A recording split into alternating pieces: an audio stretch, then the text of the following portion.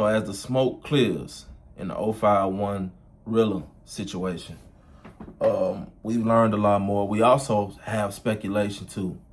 Everybody's saying that this was a botched robbery, but like there's no way to solidify or verify that, or confirm that, or none of that. You know what I'm saying?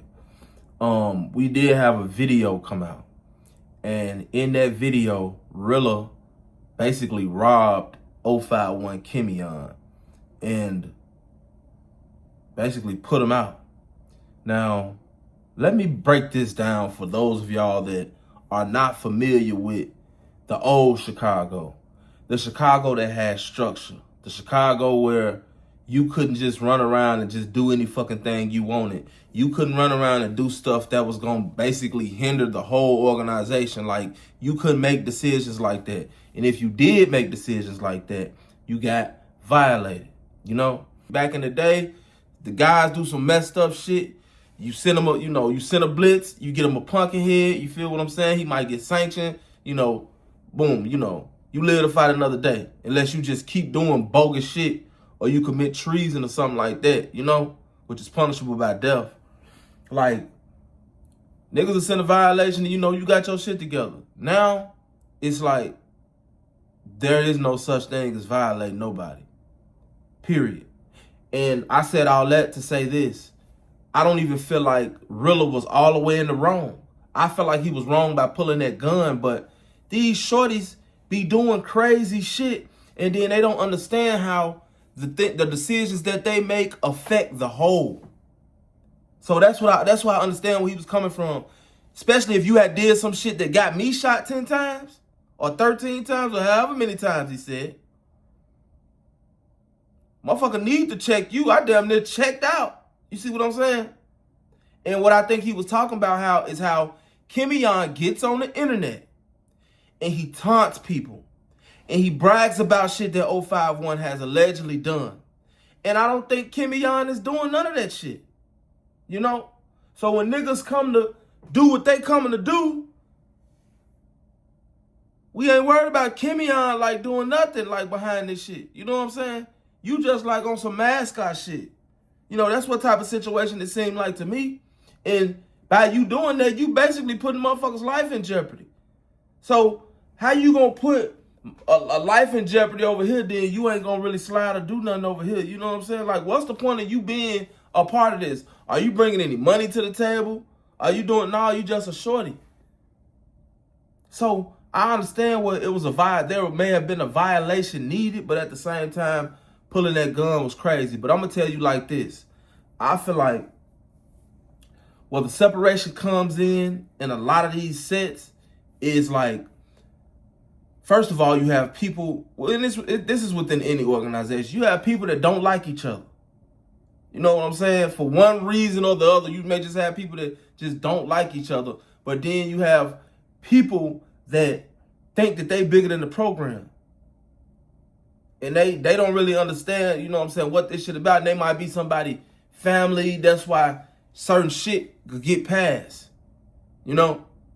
But most of all, people be living lives that they have no business living. Kimon literally quit high school basketball to I think he graduated. He graduated to go to the block. He graduated right to 051, which he was 051 beforehand, but you should have chose the school path versus choosing the street path. See, you could have been where Zico didn't have a chance to be. Remember, Zico was going somewhere, and they took Zico out before he can get to where he was going to. Zico was playing ball. Zico wasn't even in the streets like that. He repped what he repped, and he was who he was. He had a lot of influence. He had family in Pocket Town. You know what I'm saying? Niggas KTS. I want to say he was kin to KTS Vaughn. But his hood was, 51st or whatever. That's why they rep Zico so hard. Zico really like one of the creators of that shit too, for real, for real. But you could have made it to where Zico didn't get a chance to make it.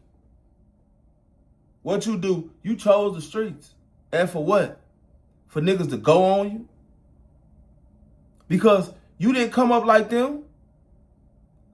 Somebody had you either ducked off somewhere or shielded you and guided you a little better, at least until you graduated high school. You didn't come up like a lot of them. Even though, don't get me wrong, a lot of them hoopers too. Because I seen Melly give a motherfucker, with my own eyes, I seen Melly give a motherfucker, had to been a triple-double. You know what I'm saying? Like, it wasn't no extended clip, but I seen Melly killing a nigga. You know? A lot of those guys from 051 are known for being sports players and hoopers and shit like that. You know what I'm saying? So all of them kind of come from that background. But Kimon was different because Kimon was hooping in the era to where niggas was gangbanging. Niggas was sliding, you hooping. You feel what I'm saying? You should have took that path instead of trying to take the path of the street guy because that's not you, Kimon. But my thing is, 051 know that. 051 know Kimon ain't no street dude like that. But that's they nigga, that's they little guy, you know what I'm saying? But they know that man wasn't no street nigga like that to even be out there. He wasn't no street nigga to even be in no position to be, look, you don't need to be getting on the internet doing nothing, bro. Matter of fact, you need to be going to school, bro. You need to be at Triton, College of DuPage, any motherfucking well. You know what I'm saying? Anywhere that'll accept you. You know what I'm saying? Nigga, go to Malcolm X College or something. God damn, you feel me? Like, you wasn't supposed to be on 51st, bro. That wasn't your destiny. And see, that's what I be saying. A lot of y'all shorties get through off the right path because y'all want to live this gangster lifestyle that no one ever makes it out of. It doesn't, nobody ever get rich off this shit no more. Back in the day, they was getting rich off of it and they had real power and can go to, goddamn it, these government bodies and these goddamn, council meetings and shit like that and talk to the people and they would, man, now it's like, shit. Man, niggas ain't got no power. So you stop doing something that you could have been successful in to do that. Because gangbangers ain't got no power no more, dog. The only gangbangers that got power is like rappers and shit like that. You know what I'm saying? And they shit really like low as hell on the totem pole. Because most of the guys with the real power, they over there. A lot of them don't even rap.